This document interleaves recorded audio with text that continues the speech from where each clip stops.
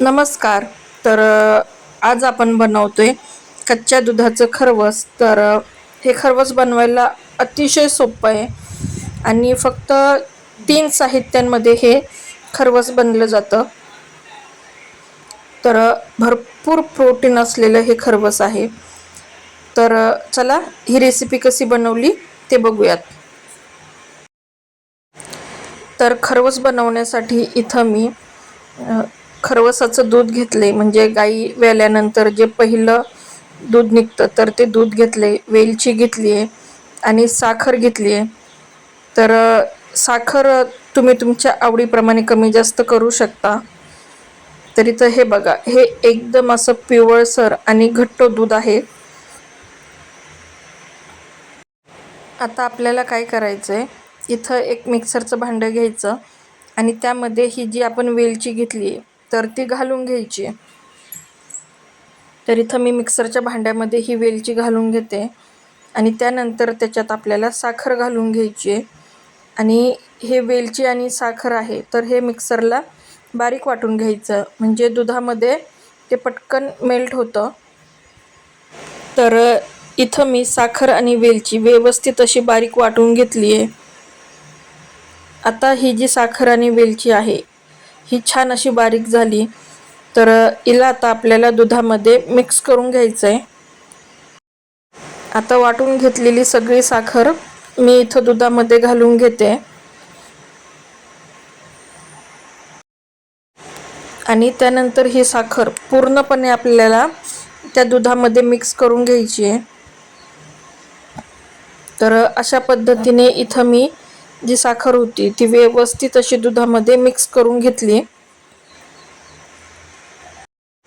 हे बघा, आपली जी साखर आहे ती छान अशी दुधात मिक्स झाली, कुठेही साखरेच्या अशा गिठोळ्या राहिलेल्या नाही आहेत. आता काय करायचं, आपल्याला कुकरचं भांडं घ्यायचं आहे आणि आपण जे साखरेचं दूध बनवलं होतं ते साखरेचं दूध आपल्याला या कुकरच्या भांड्यामध्ये घालून घ्यायचं आहे. इथं मी जे दूध आहे ते कुकरच्या भांड्यामध्ये घालून घेते. आता काय झालं, हे जे खरवसाचं दूध होतं एक भांडं पूर्ण फुल भरलेलं. दूध हे थोडंसं फुलतं, म्हटलं की ते त्या एका भांड्यात बसणार नाही, म्हणून मी ते दूध 2 भांड्यांमध्ये लावलेलं. आता गॅसवर एक कुकर ठेवलेला आणि त्याच्यामध्ये पाणी टाकून घेतलं आणि एक रिंग ठेवली. आता ही कुकरची दोन्ही पण भांडी आपल्याला या पद्धतीने ठेवून घ्यायची आहेत. इथं मी कुकरला दोन्ही पण भांडी लावलीत. आता कुकरला आपल्याला व्यवस्थित असं झाकण लावून घ्यायचंय. इथं मी झाकण लावून घेतलं आणि याच्या आपल्याला 4 ते 5 शिट्ट्या काढून घ्यायच्यात. इथं कुकरच्या आता 5 शिट्ट्या झाल्यात. आता आपण कुकर थंड होऊन देऊ. आता बघूयात आपल्या ज्या खरवसाच्या वड्या आहेत त्या कशा बनवून तयार झाल्यात. इथं मी आता कुकरचं झाकण काढलंय. हे बघा, आपल्या ज्या खरवसाच्या वड्या आहेत त्या खूप छान अशा इथं तयार झाल्यात. आपण इथं 2 डब्यांमध्ये हे खरवस बनवण्यासाठी लावलं होतं. दोन्ही डब्यातले जे खरवस आहे ते खूप छान इथं तयार झालंय. ते शिजलं की नाही हे सुरीच्या साहाय्याने या पद्धतीने चेक करायचं. सुरीला अजिबात चिकटत नाहीये, म्हणजे आपल्या खरवसाच्या वड्या व्यवस्थित अशा शिजल्यात. इथं आता हे जे कुकरचं भांडं आहे हे व्यवस्थित असं थंड झालंय.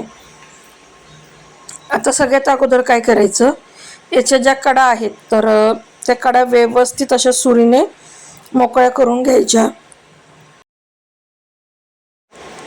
आणि या पद्धतीने याचे आपल्याला काप करून घ्यायचे, म्हणजेच आपल्याला खरवसाच्या वड्या बनवून घ्यायच्या आहे.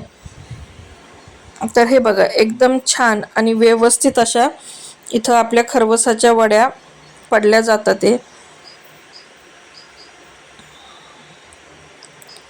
तर याच पद्धतीने मी सगळ्या ज्या खरवसाच्या वड्या आहेत तर त्या अशा कट करून घेतल्यात।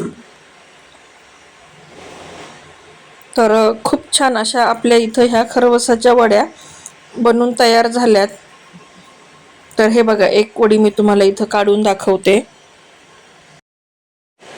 तर आपल्या ह्या ज्या वड्या आहेत तर ह्या अजिबात अशा कडक झालेल्या नाहीयेत, छान अशा मऊ आपल्या इथं ह्या खरवसाच्या वड्या बनून तयार झाल्यात। आता ह्या खरवसाच्या ज्या सगळ्या वड्या आहेत तर त्या या पद्धतीने मी आता एका प्लेटमध्ये काढून घेते।